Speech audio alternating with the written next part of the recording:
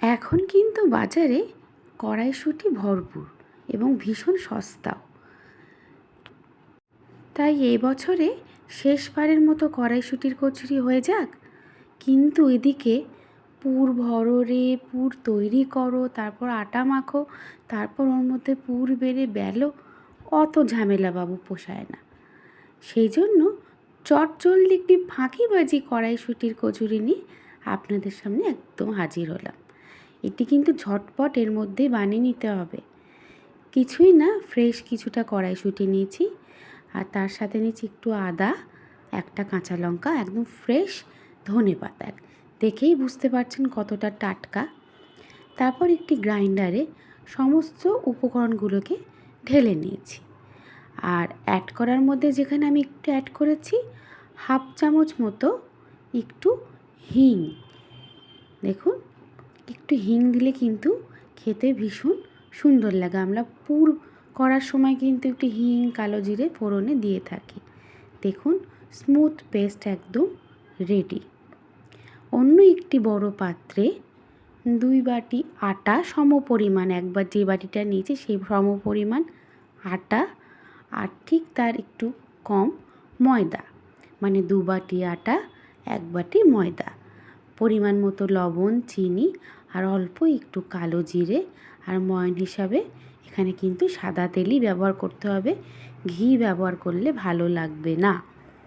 যাই হোক, ভালো করে সমস্ত মিশ্রণগুলোকে প্রথমে মেশাতে হবে। তারপর কড়াইশুঁটির ওই পেস্টটাকে দিয়ে খুব ভালো করে একটি নরম ডো মাখতে হবে। আগে একটা কথা বলে রাখি, যারা আমার রেগুলার ভিডিও দেখেন তারা হয়তো জানেন আমার কিছুদিন আগে ভীষণ ঠান্ডা লেগেছিল, গলা শুনে হয়তো বুঝতে পারছেন।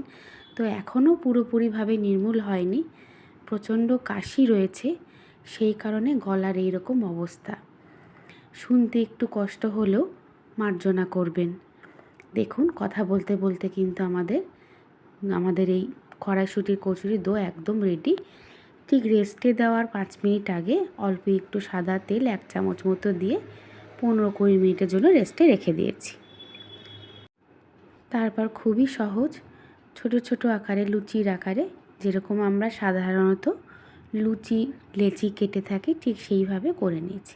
প্রায় অনেকগুলোই কিন্তু হয়েছিল।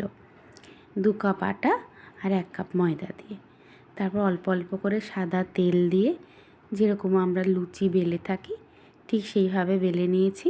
তবে হ্যাঁ, আমার কিন্তু লুচি রুটি গোল করাতে একটু আমি ভীষণই অপটু, এর জন্য কিন্তু ক্ষমা করবেন। কিন্তু স্বাদের কোনো পার্থক্য নেই, খেতে খুব সুন্দর হয়েছিল। একবার করে দেখুন, ঝটপট হয়ে যাবে। সত্যিই তো, পুর করো, আটা মাখো, তার মধ্যে পুর ভরো, আবার বেলো, তারপর ভাজো, অনেক ঝামেলা। তার সাথে সমস্ত উপকরণ পেস্ট করে আপনারা চাইলে কড়াইশুঁটিটাকে একটু অল্প ভাপিয়ে নিয়েও পেস্ট করতে পারেন, তারপর আটার মধ্যে দিতে পারেন। তো তাই আমি এখানে কড়াইশুঁটি আর ভাপাইনি, আপনারা চাইলে অবশ্যই ভাপিয়ে নিতে পারেন, কিন্তু খুবই কম সময়ের জন্য। তবে বলবো এটাই কিন্তু বেশি খেতে ভালো লাগে। দেখুন, আমার কিন্তু সকালের জলখাবারের প্লেট কিন্তু একদম রেডি। গরম গরম কড়াইশুঁটির কচুরি, সাথে এরকম ঝোলা আলুর তরকারি। ভীষণ ভালো হয়েছিল বন্ধুরা, বিশ্বাস করুন। ভালো লাগলে জানাবেন অবশ্যই। ধন্যবাদ।